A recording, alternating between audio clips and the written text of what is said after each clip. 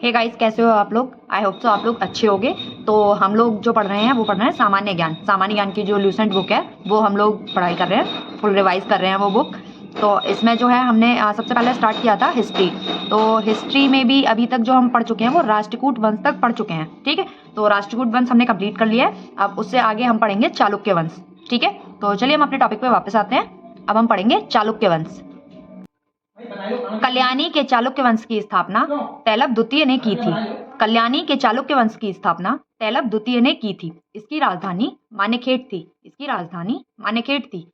चालुक्य वंश के प्रमुख शासक हुए। चालुक्य वंश के प्रमुख शासक हुए। यहाँ पे चालुक्य वंश के जितने भी फेमस शासक हुए हैं उन सबके नाम दे रखे हैं। ये कौन कौन से हैं? तैलप प्रथम, तैलप द्वितीय, तैलप विक्रमादित्य, जयसिंह, सोमेश्वर, सोमेश्वर द्वितीय, विक्रमादित्य 6, सोमेश्वर तृतीय एवं तैलप तृतीय। ठीक है, सोमेश्वर प्रथम ने मानेखेट से राजधानी हटाकर कल्याणी को बनाया। सोमेश्वर प्रथम ने मानेखेट से राजधानी को हटाकर कल्याणी को बनाया। इस वंश का सबसे प्रतापी शासक विक्रमादित्य 6 था। इस वंश का जो सबसे प्रतापी शासक था वो कौन था? विक्रमादित्य 6 था। ठीक है, विल्लड़ एवं विज्ञानेश्वर, विल्लड़ एवं विज्ञानेश्वर विक्रमादित्य 6 के दरबार में ही रहते थे।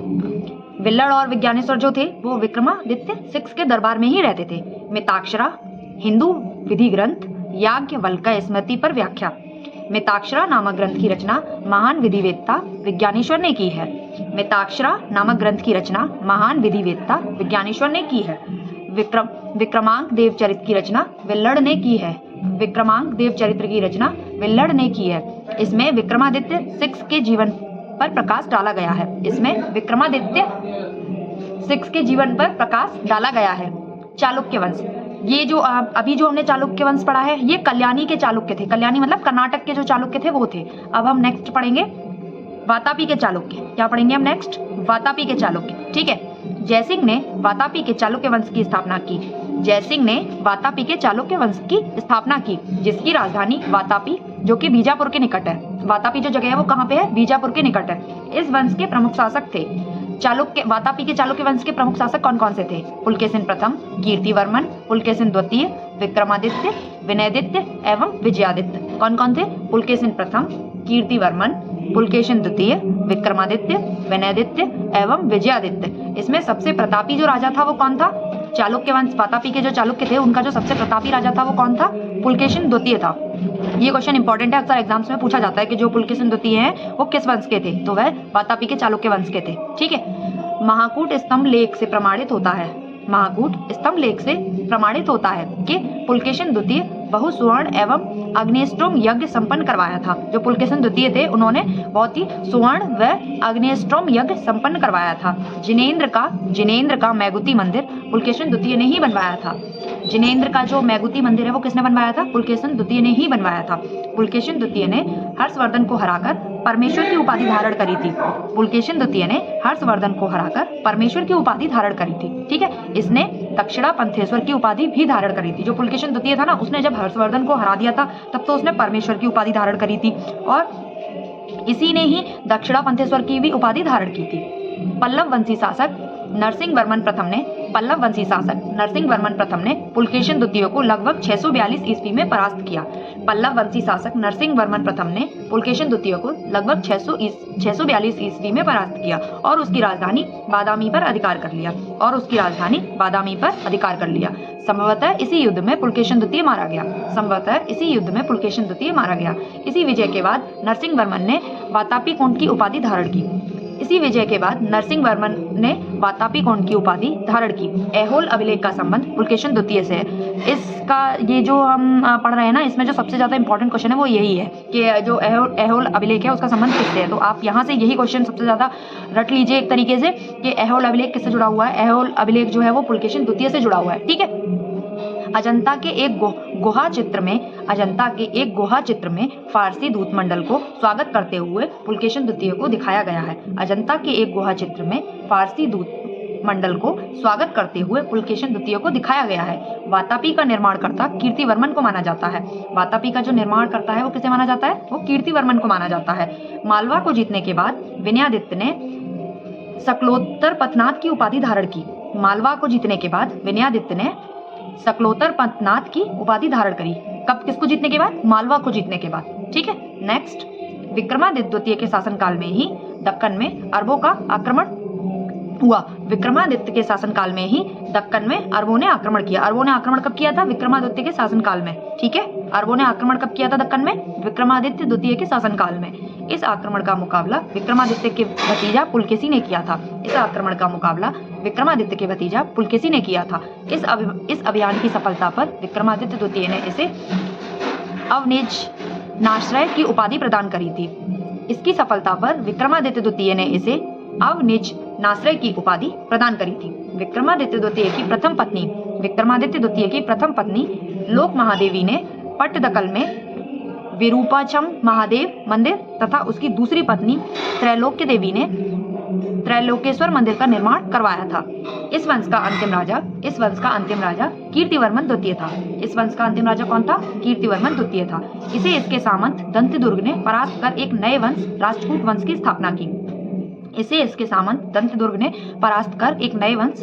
वंश की स्थापना की। जो कि हम अभी ऊपर पढ़ चुके हैं। सेम इसी वंश से ऊपर जो हमने राष्ट्रकूट वंश पढ़ा है ना, वो इन्हीं के सामंत थे। ठीक है, चालुक्य वंश, चालुक्य, वेंगी के चालुक्य। कहाँ के चालुक्य? वेंगी के चालुक्य। वेंगी के चालुक्य का संस्थापक विष्णुवर्धन था। वेंगी के जो चालुक्य थे उनका जो संस्थापक था वो कौन था? विष्णुवर्धन था। इसकी राजधानी वेंगी आंध्र प्रदेश में थी। इसकी जो राजधानी थी ना वेंगी, वो कहाँ थी? आंध्र प्रदेश में थी। इस वंश के प्रमुख शासक थे।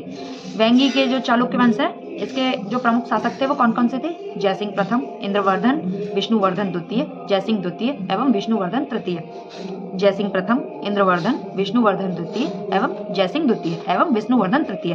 इस वंश के सबसे प्रतापी राजा कौन थे? इस वंश के जो सबसे प्रतापी राजा थे वो विजयादित्य तृतीय थे। कौन थे?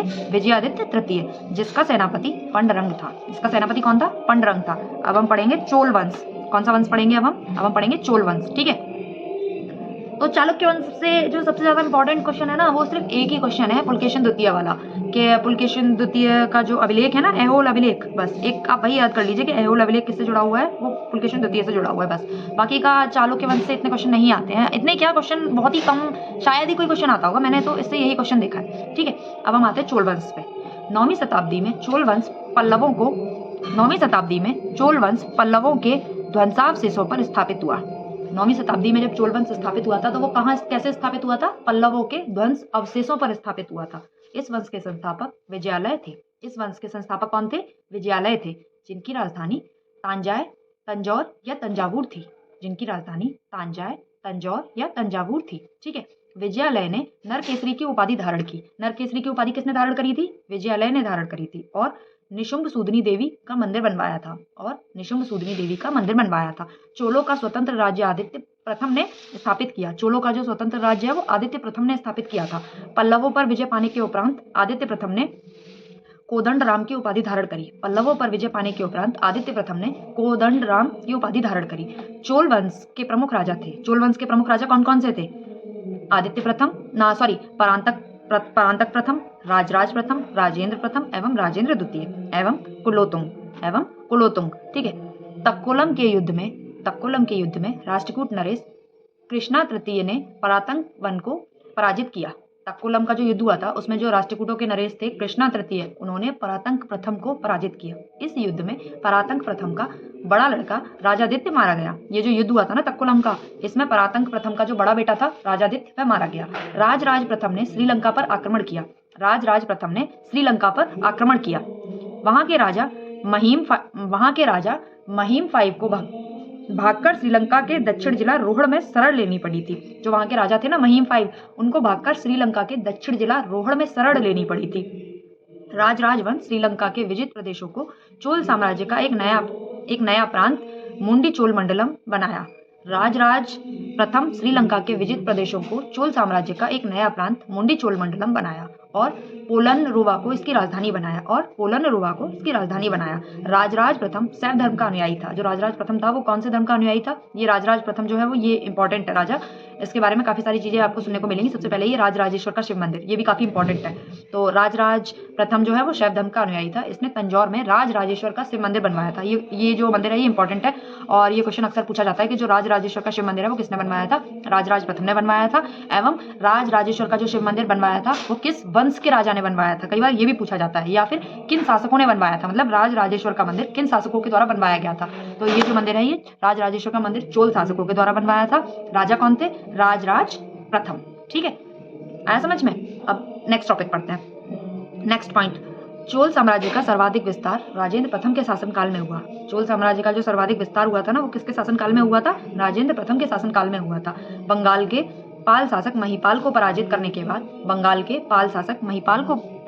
के बाद राजेंद्र प्रथम ने गंगे कोडचोल की उपाधि धारण की। राजेंद्र प्रथम ने गंगे कोडचोल की उपाधि धारण की और नवीन राजधानी गंगे कोडचोलपुरम के निकट चोल गंगम नामक विशाल तालाब का निर्माण करवाया एवं चोलपुरम के निकट चोल गंगम नामक विशाल तालाब का निर्माण करवाया। गजनी का सुल्तान महमूद राजेंद्र प्रथम का समकालीन था। गजनी का सुल्तान महमूद राजेंद्र प्रथम का समकालीन था। ठीक है, राजेंद्र द्वितीय ने प्रकेसरी की एवं वीर राजेंद्र ने राजकेसरी की उपाधि धारण करी। राजेंद्र द्वितीय ने प्रकेसरी की एवं वीर राजेंद्र ने राजकेसरी की उपाधि धारण की। चोल वंश का अंतिम राजा राजेंद्र तृतीय था। चोल वंश का अंतिम राजा कौन था? राजेंद्र तृतीय था। चोलों एवं पश्चिमी चालुक्यों के बीच शांति स्थापित करने में गोवा के कदम्ब शासक जयकेश प्रथम ने मध्यस्थ की भूमिका निभाई थी। चोलों एवं पश्चिमी चालुक्यों के बीच शांति स्थापित करने में जो गोवा के कदम्ब शासक थे जयकेश प्रथम ने मध्यस्थ की भूमिका निभाई थी। विक्रम चोल अभाव एवं अकाल से ग्रस्त गरीब जनता से राजस्व वसूलकर चिदम्बरम मंदिर का विस्तार करवा रहा था। जो विक्रम था वो चोल अभाव एवं अकाल से ग्रस्त गरीब जनता से राजस्व वसूलकर चिदम्बरम मंदिर का विस्तार करवा रहा था। ठीक है, कलोतुंग द्वितीय ने चिदम्बरम मंदिर में स्थित गोविंदराज किसकी मूर्ति थी? विष्णु की मूर्ति थी। गोविंदराज की मूर्ति को समुद्र में फेंकवा दिया था। कलोतुंग द्वितीय ने चिदम्बरम मंदिर में स्थित गोविंदराज की मूर्ति को समुद्र में फेंकवा दिया था। कालांतर में वैष्णव आचार्य रामानुजाचार्य ने उक्त मूर्ति को पुनः उद्धार किया और उसे तिरुपति के मंदिर में प्राण प्रतिष्ठित किया। कालांतर में वैष्णव आचार्य कालांतर में जो वैष्णव आचार्य थे ना, रामानुज, उन्होंने उस मूर्ति का पुनः उद्धार किया एवं तिरुपति के मंदिर में प्राण प्रतिष्ठा करवा दी उस मूर्ति की। चोल प्रशासन में भाग लेने वाले उच्च पदाधिकारियों को पैरुंदरम एवं निम्न श्रेणी के पदाधिकारियों को सैरुंदरन कहा जाता था। चोल प्रशासन में भाग लेने वाले उच्च अधिकारियों को पैरुंदरम एवं निम्न श्रेणी के पदाधिकारियों को सैरुंदरम कहा जाता था। ठीक है, चोल काल में भूमि के प्रकार। चोल काल में भूमि के कौन कौन से प्रकार होते थे? वेल्लन वगाई, गैर ब्राह्मण किसान स्वामी की भूमि, ब्रह्मदेय ब्राह्मणों को उपहार में दी गई भूमि। ब्रह्मदेव क्या होता था? ब्राह्मणों को उपहार में दी गई भूमि। साला भोग, किसी विद्यालय के रखरखाव की भूमि। देवदान या तिरुनमठ डकुनी, मंदिर को उपहार में दी गई भूमि। मतलब जो मंदिरों को उपहार में भूमि दे दी जाती थी उसको देवदान कहा जाता था। ठीक है, अब पल्लीचंदम जैन संस्थानों को दान दी गई भूमि। पल्लीचंदम किसे कहा जाता था? जैन संस्थानों को दान की गई भूमि को पल्लीचंदन कहा जाता था। ठीक है, नेक्स्ट, संपूर्ण चोल साम्राज्य 6 प्रांतों में विभक्त था। प्रांत को मंडलम कहा जाता था। जो प्रांत होते थे उन्हें क्या कहा जाता था? मंडलम कहा जाता था। मंडलम कोट्टम नाडु में एक नाडु कई कुर्रमों में विभक्त था। नाडु की स्थानीय सभा को नाटूर एवं नगर की स्थानीय सभा को नगर तार कहा जाता था। स्थानीय सुशासन चोल प्रशासन की मुख्य विशेषता थी। जो स्थानीय सुशासन था वो चोल प्रशासन की मुख्य विशेषता थी। ठीक है, और सर्वसाधारण लोगों की समिति थी जिसका कार्य होता था सार्वजनिक कल्याण के लिए तालाबों और बगीचों के निर्माण हेतु गांव की भूमि का अधिग्रहण करना। सभा या महासभा यह मूलतः अग्रहारों और ब्राह्मण बस्तियों की सभा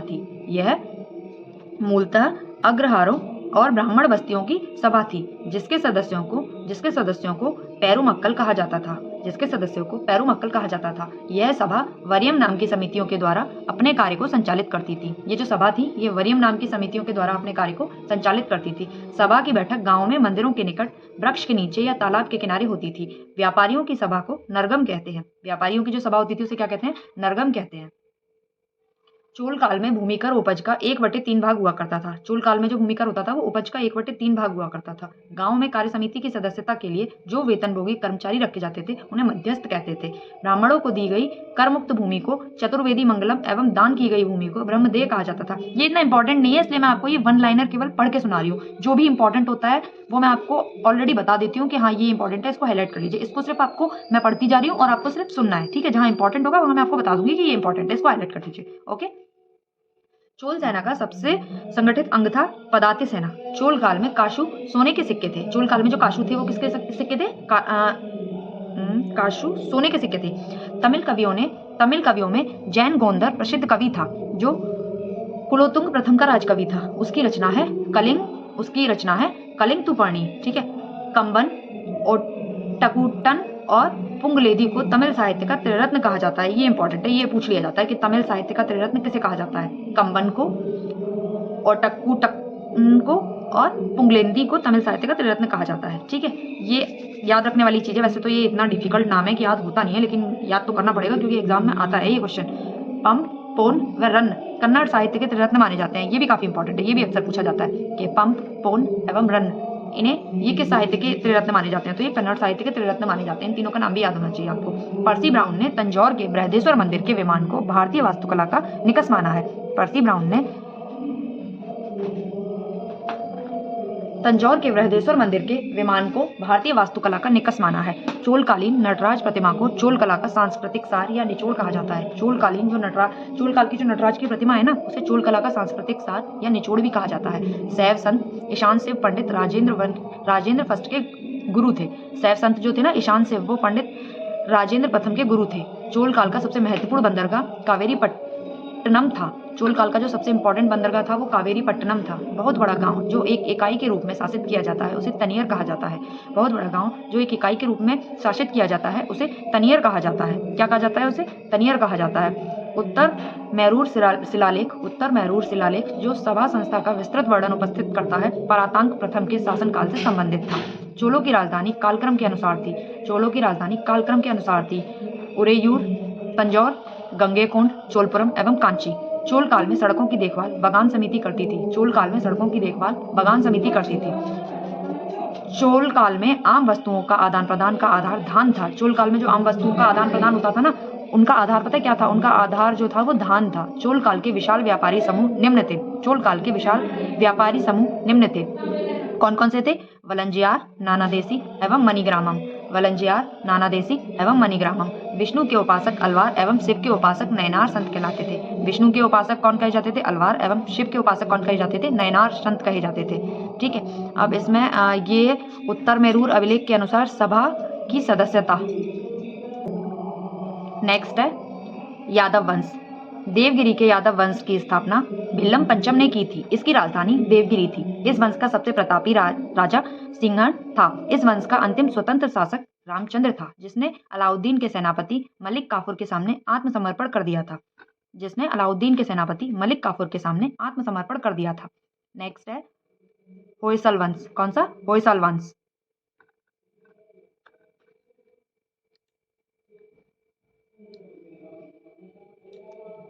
होयसल वंश में